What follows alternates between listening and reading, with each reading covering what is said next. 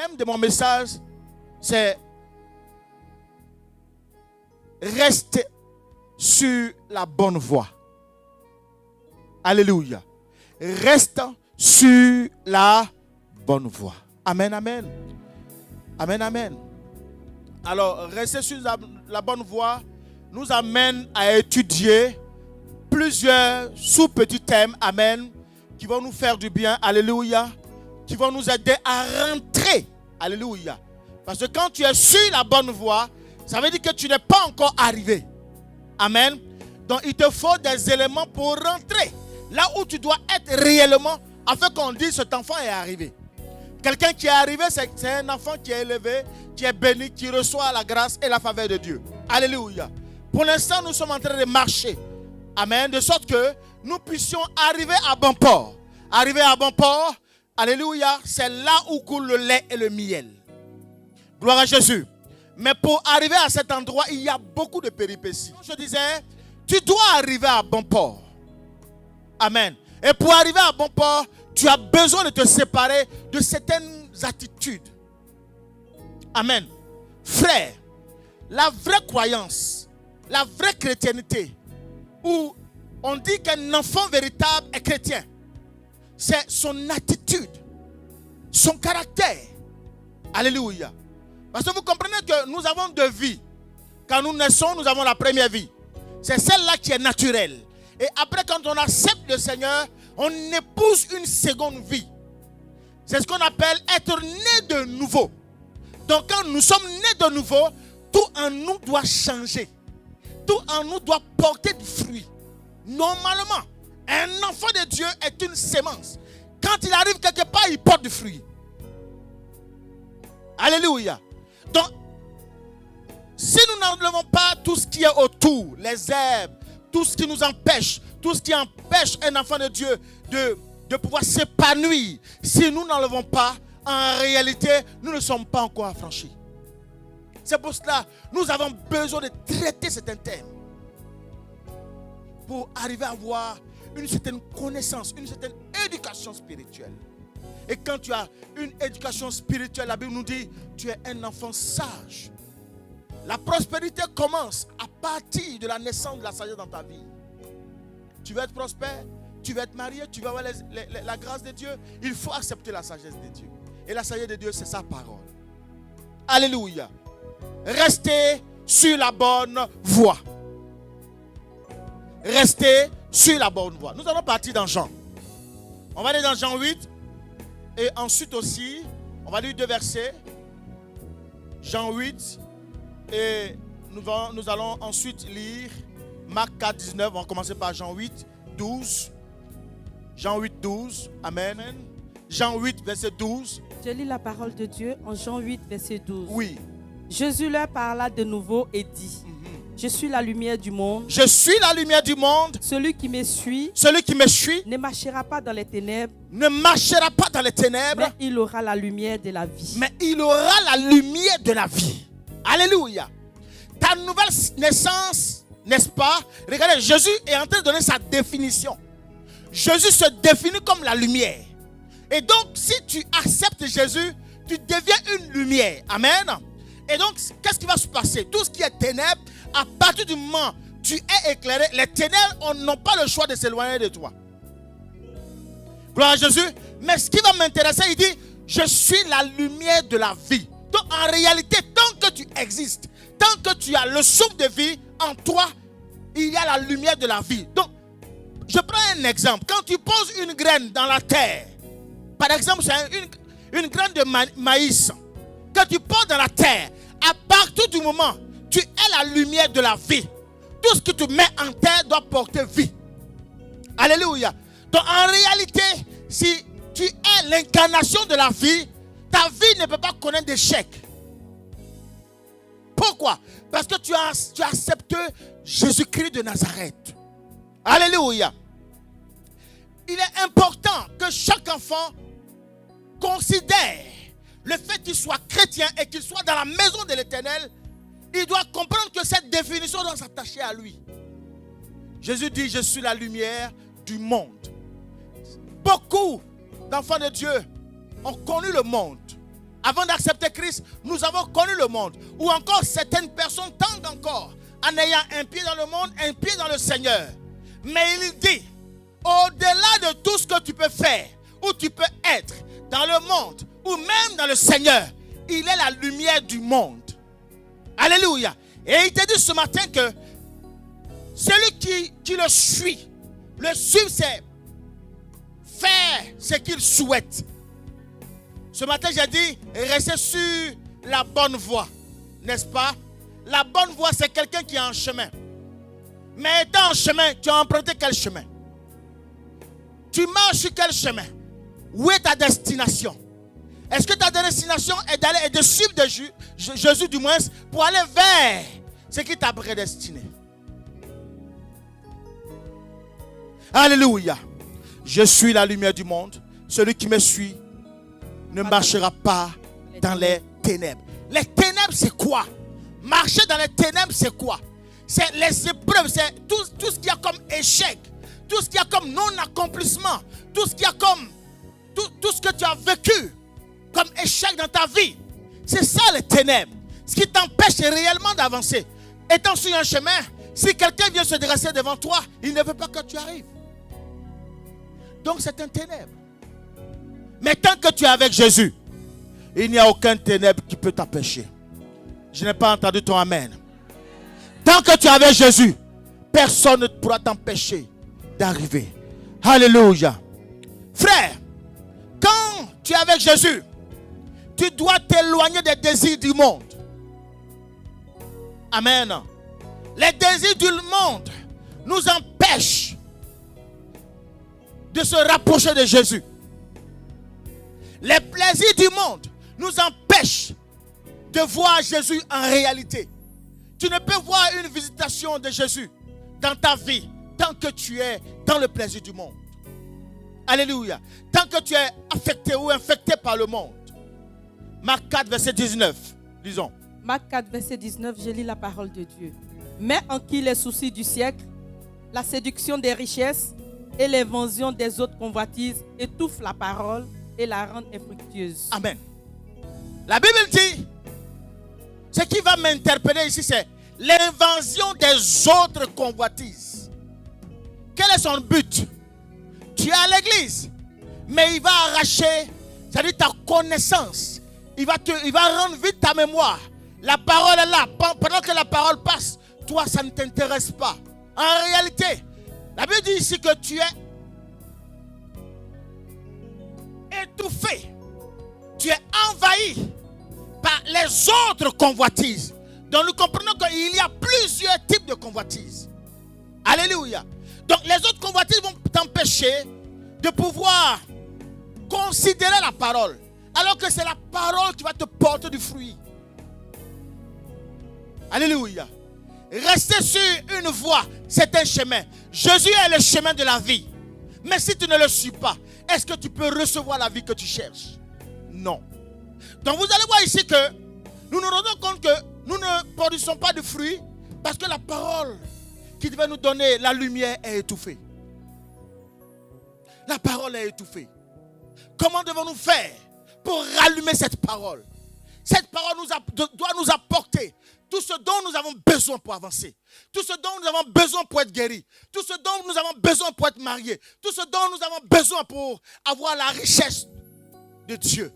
Mais cette richesse, cette grâce, cette parole qui doit nous apporter la grâce, elle est étouffée. Alléluia. Gloire à Jésus. On va essayer de définir la convoitise. La convoitise se définit comme quelque chose, n'est-ce pas? Convoiter du moins, c'est convoiter quelque chose, c'est avoir un désir ardent et excessif pour quelque chose. Amen, amen. Un désir incontrôlable, parfois même excessif, exagéré, une obsession. Je vais atteindre objectivement, forcer, je vais atteindre ça. Mais est-ce que tu es dans la voie? Cet homme-là, je le veux absolument. Mais est-ce que tu es dans la voie? Est-ce que cette voie-là te portera vers une voie de bénédiction? Je veux cette femme absolument. Vous voyez? Donc, peu m'importe comment je vais passer, par où je passerai pour atteindre mon objectif, pourvu que je puisse atteindre mon objectif. Est-ce que c'est ce que Dieu te demande? Est-ce que tu es dans la voie de la vie?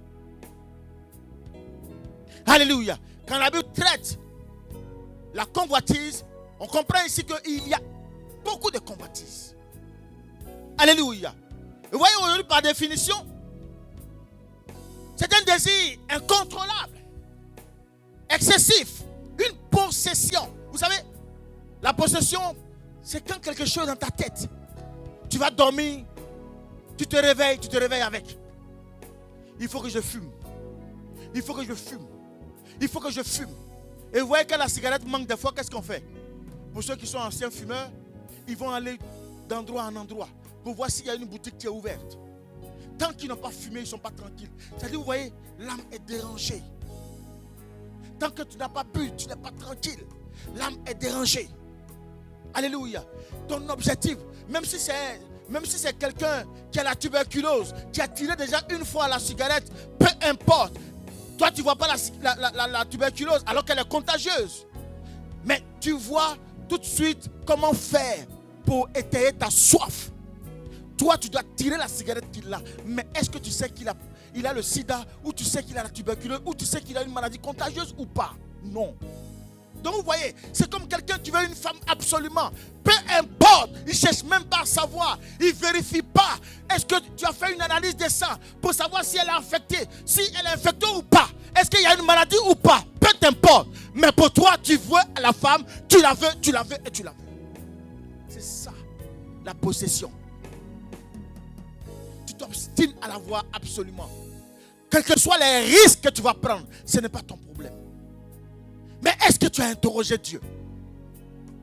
Est-ce que tu sais si oui ou non la voie que tu empruntes est réellement la voie de Dieu? Alléluia. Vous voyez, elle est aussi définie comme un désir animal. Vous savez, l'animal, il ne cherche pas à comprendre. Ce qui l'importe, ce qui l'intéresse, c'est son objectif. Alléluia. La convoitise, désir animal. C'est-à-dire, j'aime mon frère, je l'aime sauvagement. Même qu'il soit dans le péché ou pas, peu m'importe, je l'aime, point. Il fait le mal, au lieu de le corriger, je m'en fous, je le protège. Et je suis même témoin du fait que non, il n'a pas fait alors que je le veux faire. Au lieu de l'aider à sortir de là, pour qu'il grandisse, pour qu'il soit meilleur plus tard, non, on va le couvrir, on va le protéger. C'est ça le désir animal. C'est comme beaucoup de parents. Tu sais que ton enfant vole. Tu n'as pas le courage de le corriger. Quand ça sort du dehors pour venir, alors qu'à la maison, il vous a déjà piqué de l'argent. Et tu le sais. Dès qu'on dit ton enfant a volé, tu dis non, c'est pas lui. Non, mon enfant n'est pas comme ça. Il n'a jamais volé. Alors que tu sais qu'il vole. Désir animal. Donc au final, ce que tu as protégé dans la maison, ça va sortir. Quand ça va sortir, là même ils vont le prendre maintenant la main dans le sac. Et quand on le prendra la main dans le sac, que tu la tues. C'est comme quelqu'un qui prend un serpent et qui le met dans la poche. Alléluia. Le désir animal, c'est ça. Je prends le serpent, je le mets dans la poche. Mais tu t'attends à quoi? Il va te mordre. Tu prends un pitbull, tu mets chez toi à la maison. Et tu sais que le pitbull mange quoi? Mange la chair. C'est pas ça? Et le jour, il te manque de l'argent. Tu as oublié même de lui donner à manger. Dès que tu viens, il croque ta jambe. C'est ça le désir animal. Alléluia.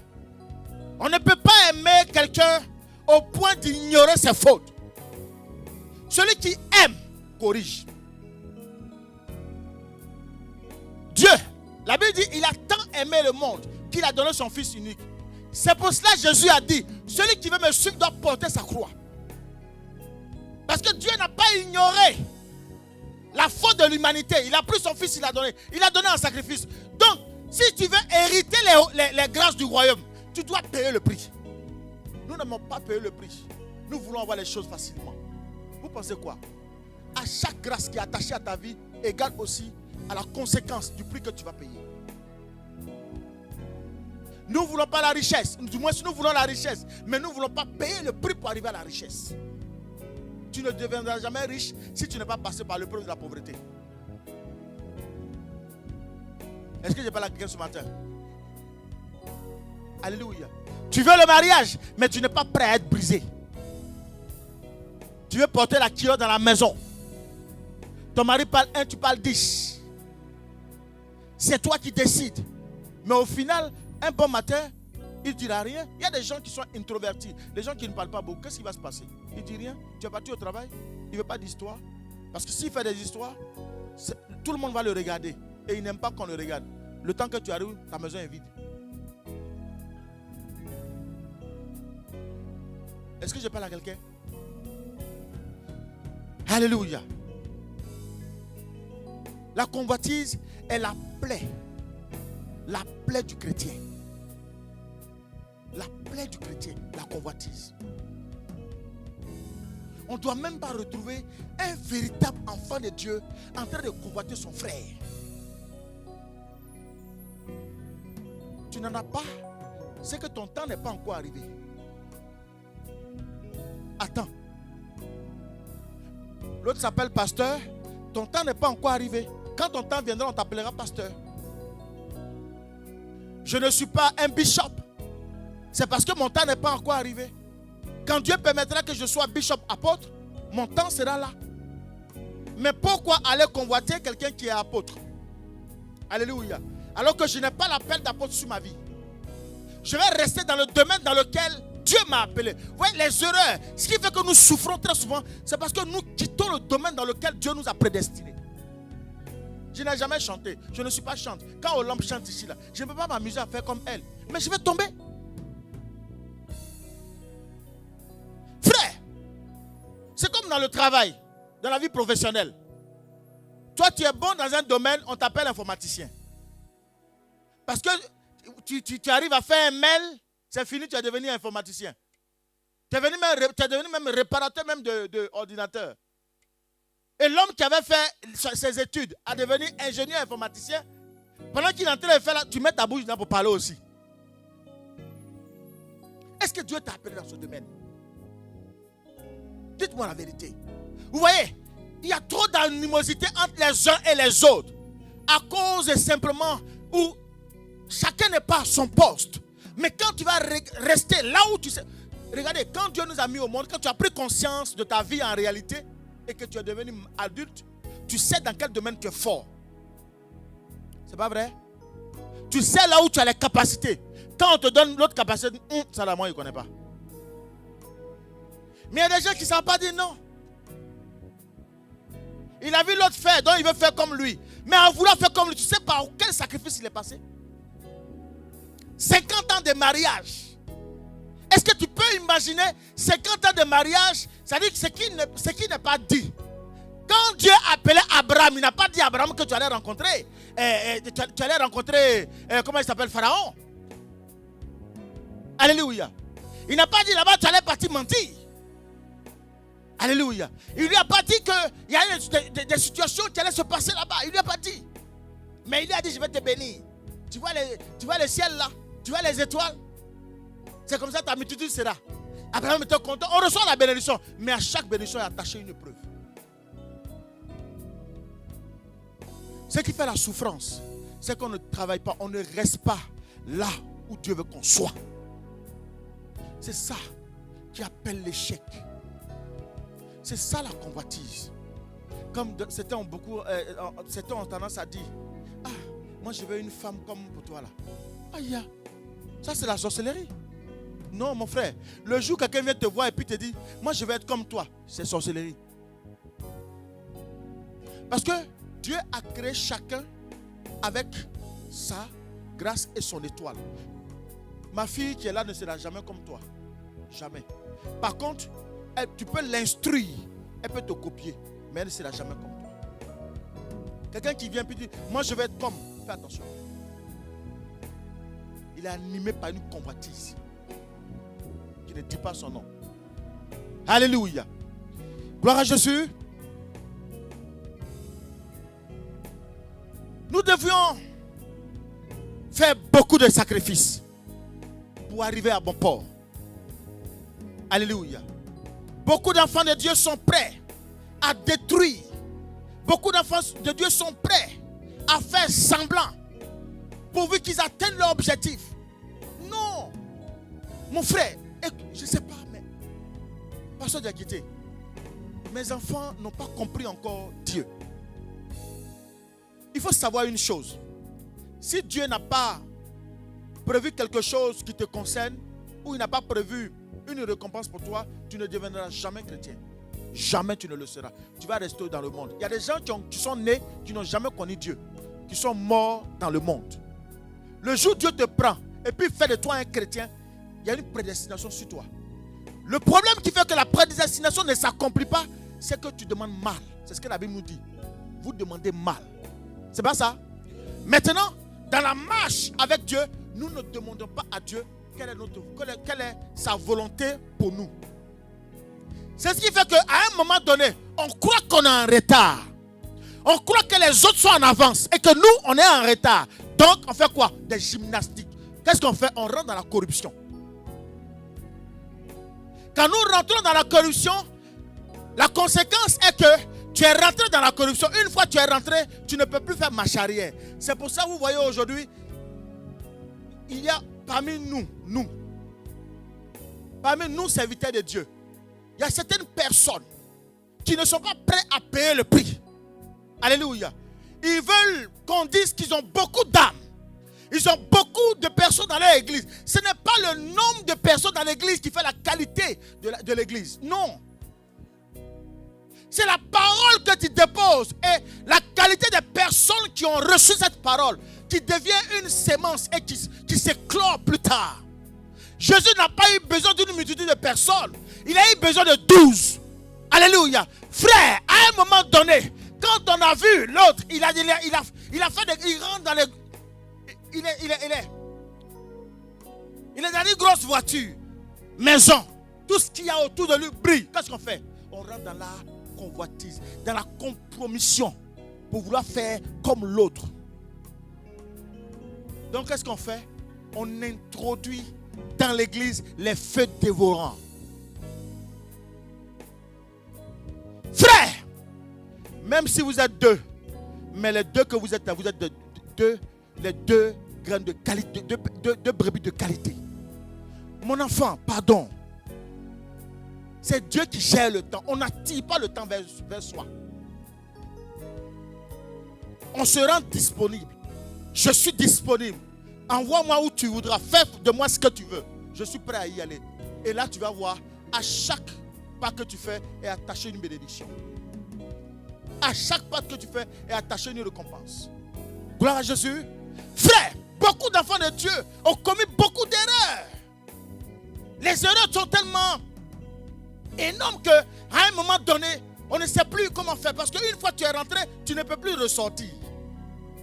C'est comme une fausse alliance que tu as fait. Une fois que tu as fait une fausse alliance avec le diable te tient, tu ne peux plus faire marche arrière.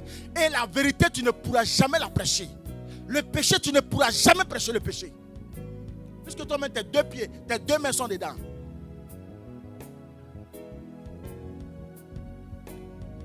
La vraie réussite,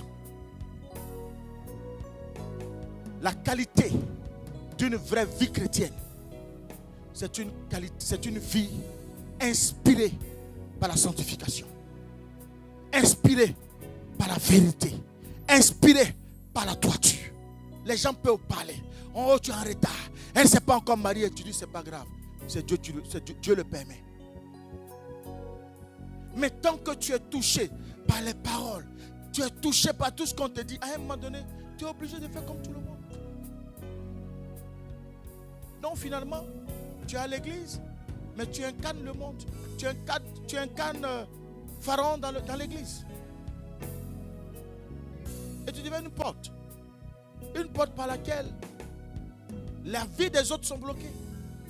Maintenant, quand on rentre dans des prières très fortes, ta vie est bousculée. Tu es dérangé. Tu as des attitudes bizarres. C'est ça. être pharaon dans l'église. Animé par la convoitise. Alléluia. Quand on rentre dans la corruption, c'est-à-dire tout ce qu'on a maintenant, tout est terrestre. On ignore même le ciel. C'est-à-dire pour ces personnes-là, le ciel ne bénit plus. Alléluia. Regardez bien.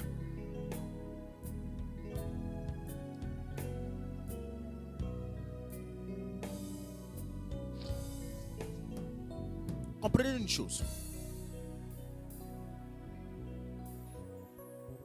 Ce que tu mets en terre,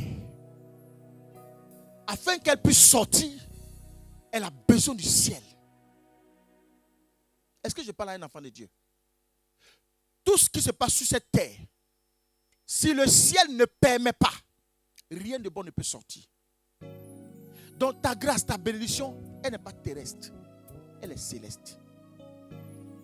Ne faites pas l'envers, ne changez pas les choses. Quand on inverse les rôles, le ciel se ferme. Et quand le ciel se ferme, c'est là les échecs viennent, les pleurs.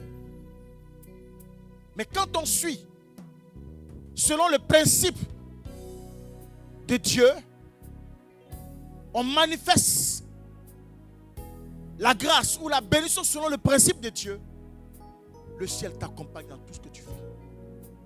C'est le ciel qui contrôle tout. Le ciel sait qui est ton ennemi. Toi, tu ne le sais pas parce que tu es terrestre. C'est le ciel qui contrôle pour dire ma fille ne passe pas par là parce qu'ils t'ont posé un guet-apens. C'est le ciel qui dit cet avion, tu ne vas pas prendre cet avion parce qu'il va faire crash. Et le ciel déjoue tout. Il te met en retard. Tu te plains. J'ai raté mon vol. Et après, tu attends le vol que tu devais emprunter à faire crash. C'est le ciel qui contrôle tout. Regardez ici, au niveau du frontanel, la connexion entre le ciel et nous est là. C'est là qu'il dirige tout. Dieu nous dirige par là. Alléluia. C'est pour cela, enfant de Dieu que tu es, tu as beau te cacher, tu as beau aller sous terre, fais ce que tu veux. Moi, je ne le sais pas, mais le ciel le sait. Et à partir du moment où le ciel le sait, pour que ce que tu fais ait une valeur, il faut que le ciel donne son cachet. Et si le ciel n'a pas donné son cachet, tu perds ton temps. Alléluia. Sortez des convoitises. Alléluia. La convoitise, c'est tout ce qui est charnel.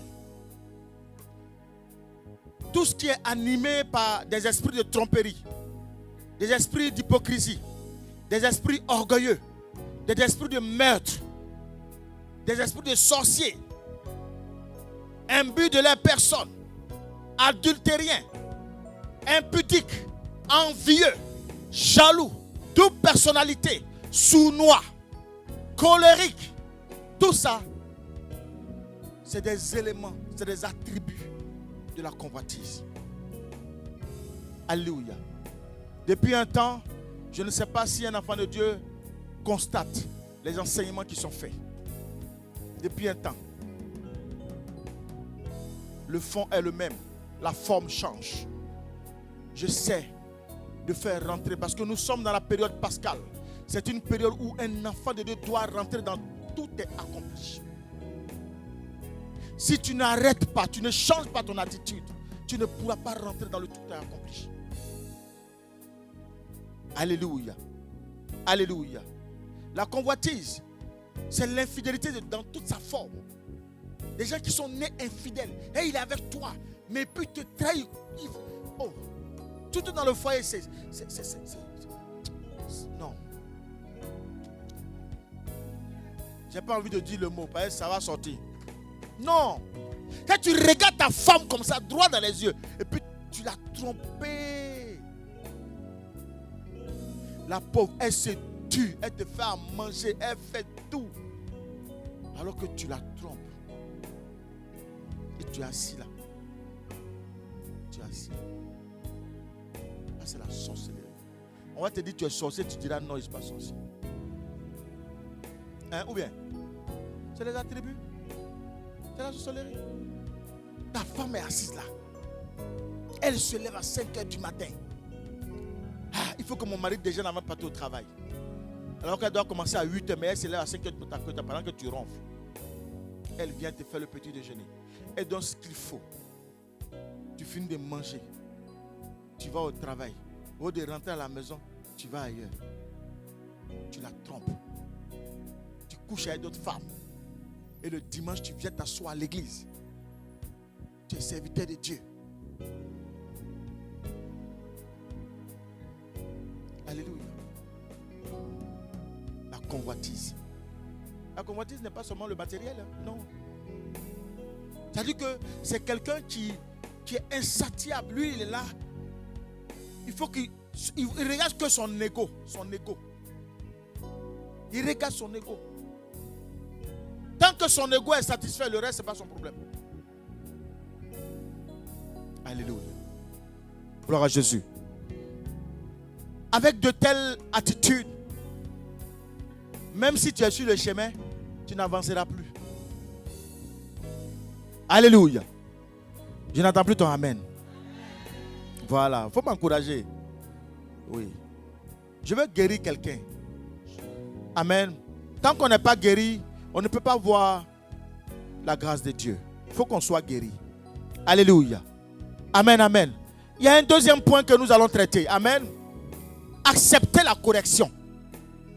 Beaucoup d'enfants de Dieu n'aiment pas être corrigés. Tout bien, pasteur. Le problème de l'église, c'est la correction. Pourquoi? Parce que déjà quand nous venons à l'église, on est déjà une entité de connaissance. Même s'il y a un peu comme ça, c'est fini. Amen. On ne veut pas être corrigé. Dites-moi. Quand il y a élève, c'est qu'il y a professeur. C'est pas ça? Bon, le professeur, quel est son rôle? C'est pas pour corriger l'élève? Mais pourquoi on n'aime pas être corrigé?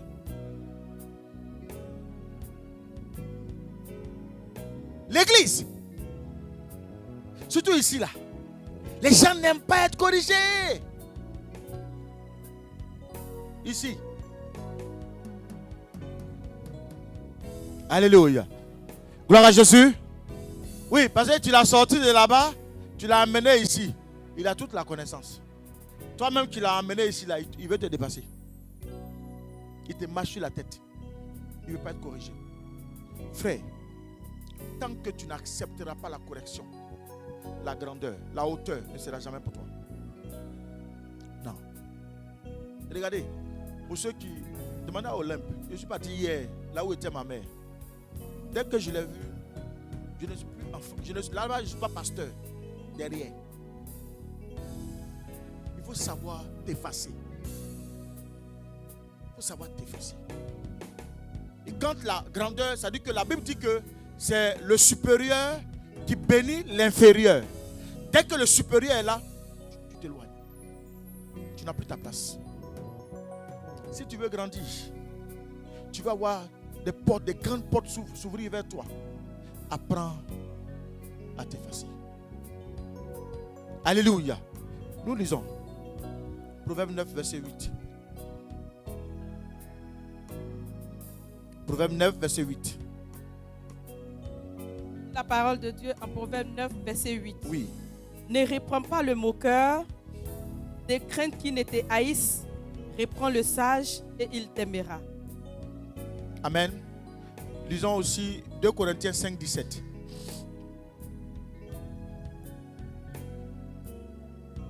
2 Corinthiens 5, 17. 2 Corinthiens 5, verset 17. Oui. Je lis la parole de Dieu. Mm-hmm. Si quelqu'un est en Christ, il est une nouvelle créature. C'est ça. Les choses anciennes sont passées. Voici, toutes choses sont devenues nouvelles. Amen. Amen. Regardez les deux versets. Le premier dit, ne reprends pas le moqueur. Hein? Ne reprends pas le moqueur de peur qu'il fasse quoi? Qu'il te haïsse. C'est ça. Le moqueur, c'est quoi? C'est celui qui est assis avec toi et qui se croit supérieur que toi. Alors que tu es établi sur lui. C'est ça le moqueur. Si tu lui dis, ça là, on ne fait pas comme ça. La façon dont tu expliques la Bible, là, c'est pas comme ça. C'est fini, il va te haïr. Amen. Gloire à Jésus. Ne reprends pas le moqueur de peur qu'il te haïsse. N'est-ce pas? Et qu'est-ce que l'autre nous dit? Si quelqu'un est en Christ, il est une nouvelle créature. Si quelqu'un est en Christ, il est une nouvelle créature. Les choses anciennes sont passées. Les choses anciennes sont passées. Attends un peu. Le moqueur, si tu le reprends qu'il te hait, il est encore où dans le monde? Il n'est pas encore converti. Amen. C'est-à-dire il est encore dans les anciennes choses, les anciennes attitudes. En réalité, quand on reprend quelqu'un, c'est pour lui donner une bonne conduite, de vraies informations, de sorte qu'il ne puisse pas se tromper une prochaine fois.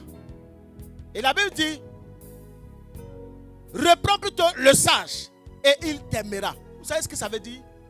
Celui qui est prêt à s'humilier, qui est prêt à apprendre, qui est prêt à grandir, qui est prêt à avancer avec toi. Quand tu le reprends, il dit merci. Ce que je ne savais pas, tu me l'as dit. Alléluia. Frère, nous sommes à l'église, dans la maison de Dieu, là où se trouve le trésor de Dieu. Amen. Mais nous avons des attitudes comme hier. On n'a pas encore changé.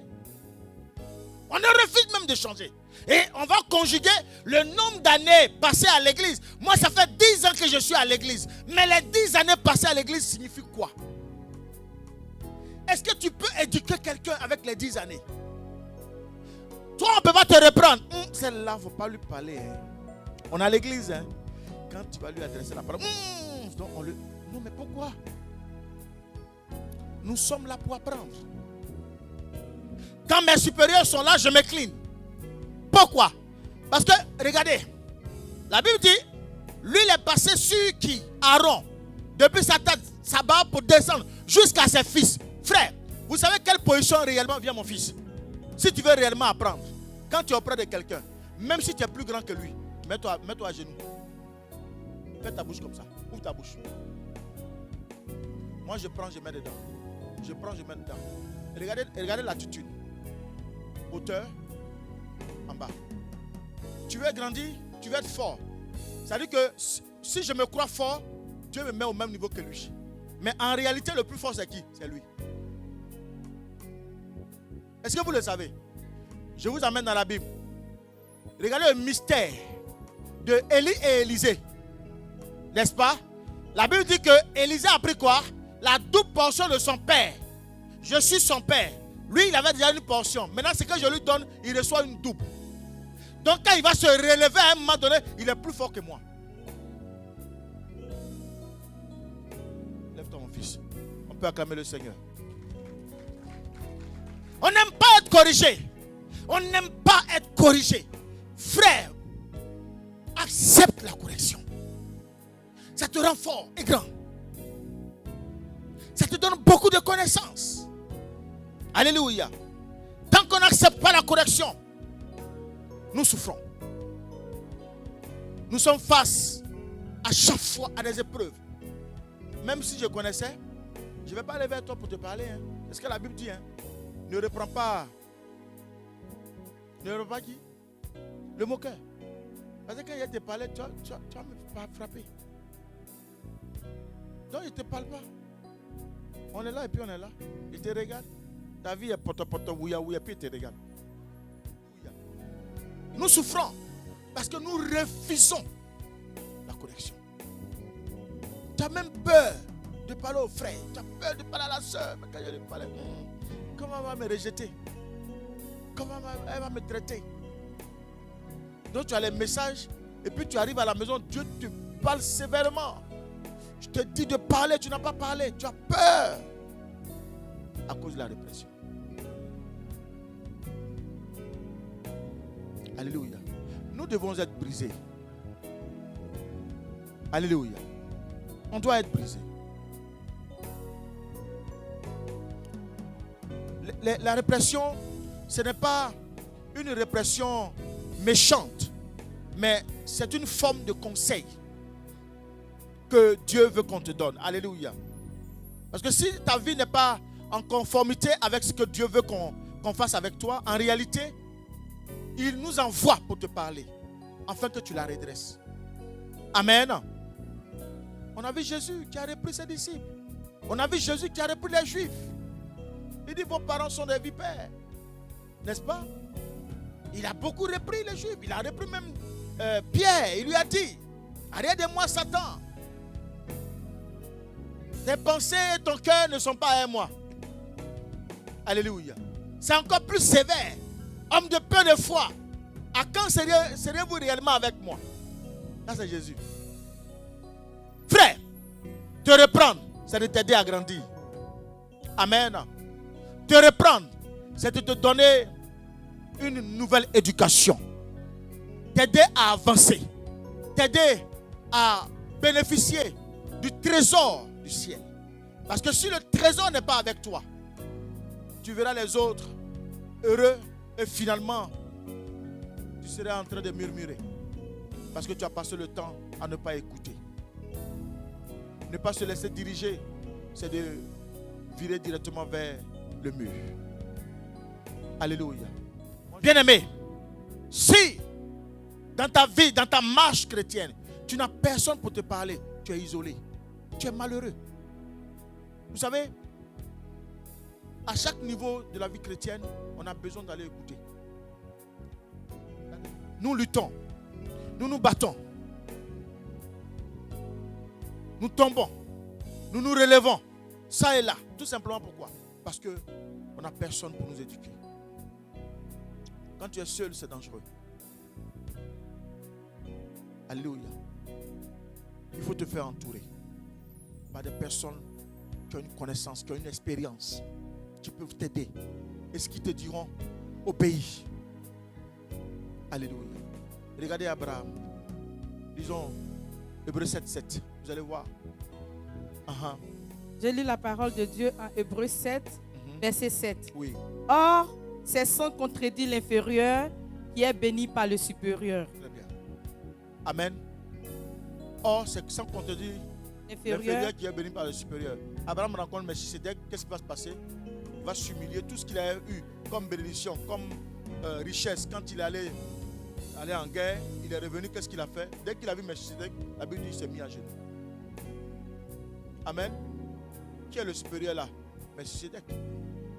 Alors qu'Abraham face, Abraham est là, est le père de la foi. Mais quand Abraham a vu son supérieur, qu'est-ce qu'il a fait? Il s'est incliné. C'est le supérieur, celui qui a la connaissance là, c'est lui qui va te montrer. C'est lui qui va te dire. Quelqu'un a fait 20 ans dans un métier. C'est-à-dire que tu viens prendre sa place, il lui reste 1 an pour partir, c'est lui qui doit te former et tu viens, tu lui donnes des directives. Mais il y a des gens qui sont comme ça. Ils arrivent. Celui qui était là, il a 20 ans de métier. Il connaît la maison. Il connaît tout. Tu arrives. Vous êtes subtil d'apprendre auprès de lui. Sage, correct. Apprendre auprès de lui. Pour même arracher les secrets même de la profondeur de la boîte. Mais qu'est-ce qu'il fait? Là, tu viens, tu étales ton orgueil. Au final, qu'est-ce qui va se passer? Il ne te montrera rien. Il va partir avec ton bagage. Alléluia. Alléluia. Quand tu ne veux pas te faire diriger, quand tu ne veux pas écouter, des conséquences très dangereuses arrivent à ta vie. Nous avons le cas de Lot, Genèse 19, verset 26. La femme de Lot. On se dépêche, ma fille. Je vais finir dans 10 minutes rapidement. Genèse 19, verset 26. En Genèse 19, verset 26. Oui. La femme de Lot regarda en arrière et elle devait une statue de sel. On lui dit, là on lui dit, d'accord, Lot, Abraham a intercédé. Il veut que tu ailles dans cette ville-là, qu'on te monte. Mais à condition, en partant, là tu peux voir dans le verset 17, en partant, ne regarde pas derrière. N'est-ce pas? Maintenant, qu'est-ce qu'elle fait, la femme? Vous avez compris? Elle avait quoi? Ça, c'est l'attitude des personnes qui n'aiment pas être corrigées. Parce que moi, je connais. Toi, tu n'as rien à me dire. Moi j'ai. Elle n'a pas voulu écouter. On lui dit, ne regarde pas derrière. Ne regarde pas en arrière. Bien écrit. Bien, c'est bien rentré dans ses oreilles. Mais pendant qu'est-ce qu'elle a fait? Elle est devenue quoi?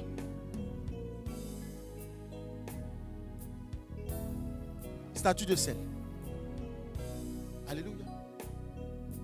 Regardez comment, par moment, quand ton père, quand on n'a pas de repère, c'est le père qui va te donner un repère. C'est la maman qui va te donner un repère. Mais quand tu n'as pas de repère, tu deviens comme la femme de l'autre. Alléluia. Apprenons des autres. Apprenons des grands. Apprenons des aînés. Apprenons même de ceux qui ont de l'expérience. Il peut être plus petit et avoir de l'expérience dans le domaine dans lequel il est. Quand tu as vu quelqu'un, une femme ou un homme, qui a fait 50 ans, 60 ans de mariage, et que toi tu dois rentrer dans un mariage, va prendre des conseils auprès de lui. Ne lui demande pas ce qui était bon, demande-lui ce qui était vilain. Là où il a pleuré, où la femme a pleuré, ou bien le monsieur a pleuré. Vous croyez que tout était rose? Non, tout n'était pas rose. Il y a eu des bas, il y a eu des hauts. Alléluia. Vous allez voir même par moments, il y a eu un peu de séparation. Après, ils se sont réconciliés. Il y a eu tout ça. Et après, ils sont assis. Et quand vous voyez, ils sont bras à bras comme ça, vous ne croyez pas que les choses ont été le plus simplement possible. Mais c'est parce que ils sont maintenant finalement devenus comme des frères et sœurs à cause de leur traversée. Apprenons à apprendre des autres.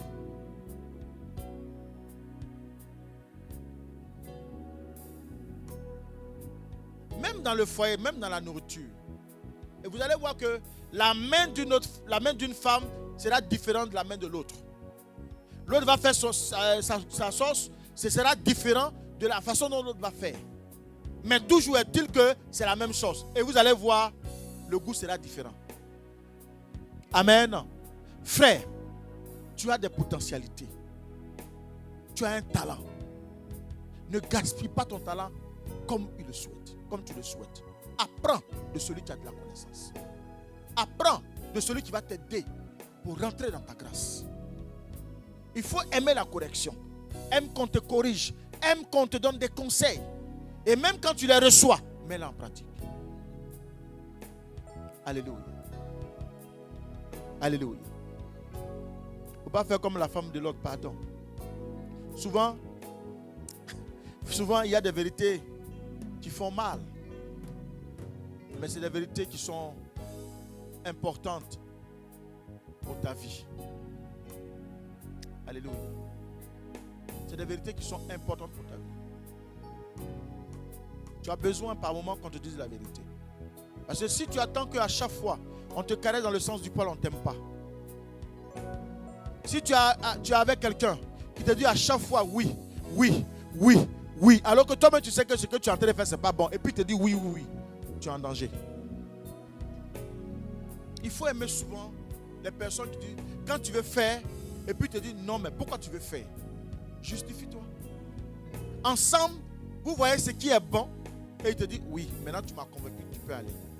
Donc, de telles personnes, quand on te touchera, ce sera la première personne à prendre ta défense. C'est ce que Jésus veut nous dire. On ne se lève pas pour faire des choses parce qu'on est chrétien. Surtout quand on vient dans une église et qu'on est déjà pasteur. Ça, c'est dangereux. Gloire à Jésus.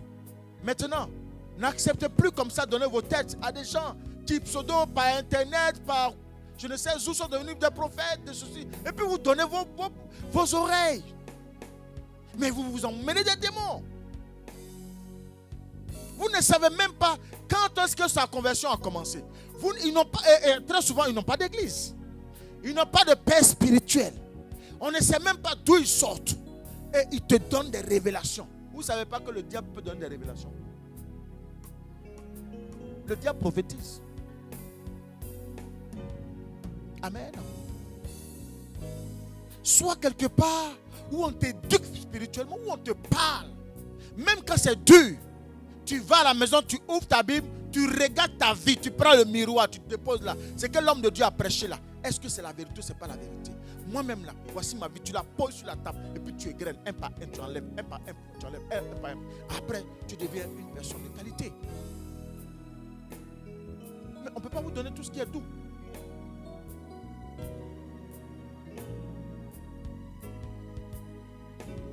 Est-ce que je parle à quelqu'un ce matin? Alléluia. Donc comprenez que Dieu a besoin de son église. Il a besoin de tout le monde. Ce qui est en toi n'est pas forcément dans ta soeur. Ce qui est avec Ismaël n'est pas forcément avec Papa Blé.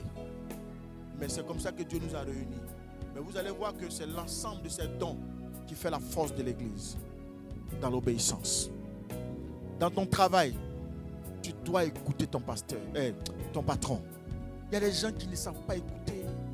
Dès que l'autre entend parler, ils disent pouf, vous enchaînez en même temps. Mais il est ton patron. C'est lui qui signe ton chèque chaque fin du mois. Mais tu ne veux pas l'écouter. Quand on parle de promotion, on parlera de promotion, il ne va même pas te mentionner ton nom. Et tu n'écoutes pas. Toi, on ne te corrige pas, tu connais tout. Alléluia. Et très souvent, le je connais, c'est l'échec. Ça, là, on connaît ça. C'est l'échec. Alléluia. Il faut aimer qu'on te prenne par la main. Il faut aimer qu'on te prenne par la main. Accepte qu'on te dirige. Accepte que celui qui a l'expérience pour dire, frère, c'est vrai, en âge, je suis le plus petit, mais j'ai de l'expérience. J'ai fait ça.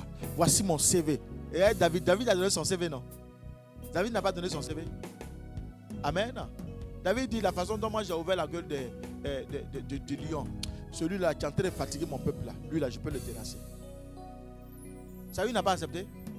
Saül l'a conditionné, il a dit, bon, si tu l'acceptes, je vais te donner ma fille Milika, je vais libérer ta famille, n'est-ce pas, de la servitude, et puis je vais te donner beaucoup d'argent. C'est pas ça? Donc derrière le Goliath, là, il y avait la richesse.